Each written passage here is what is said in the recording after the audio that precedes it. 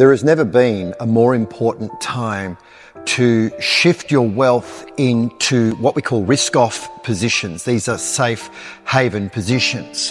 We have recently heard from the European Commission and, of course, Christine Lagarde of the European Central Bank that October 2025 is a significant time for the development phase of a European Central Bank digital currency.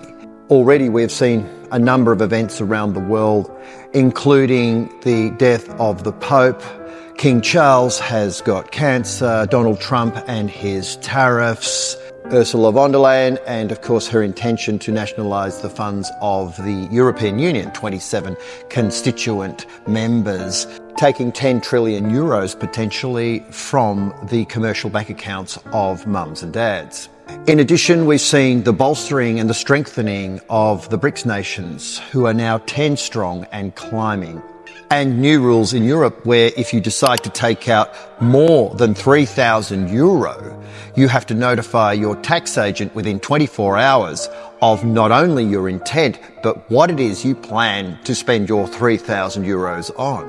This, in my opinion, is another word for bail-ins. In 1933, on March 6, when Roosevelt bailed in the commercial banks in the United States, it was a little more obvious. He simply shut the commercial banks down at the stroke of midnight.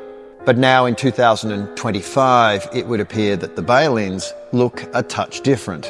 This leads to a loss of confidence in derivatives markets and debt-based markets. It leads to a loss of confidence in commercial banks and currencies. And the common man starts to look for everywhere and anywhere to park his wealth. The most obvious place to move one's wealth is into commodities which are decentralized and away from the commercial banking systems. This leads people straight into physical gold, a Tier 1 reserve asset of the central banking system. In addition, it leads people into physical silver, which at the moment is running at 100-to-1 ratio against gold. And in my opinion, is by far and away not only the most undervalued asset on the planet, but also one of the best places to park one's wealth. And finally, Bitcoin. Bitcoin has been the most successful trading asset of the past 16 years. Bitcoin is not only decentralized and offers a zero counterparty risk trading environment, but it is also sovereign and can be held in one's possession. Bitcoin can function without electricity, and it can even function without the internet. These are the assets that provide the safe haven positions that people are going to be looking for when all confidence is lost within centralized systems.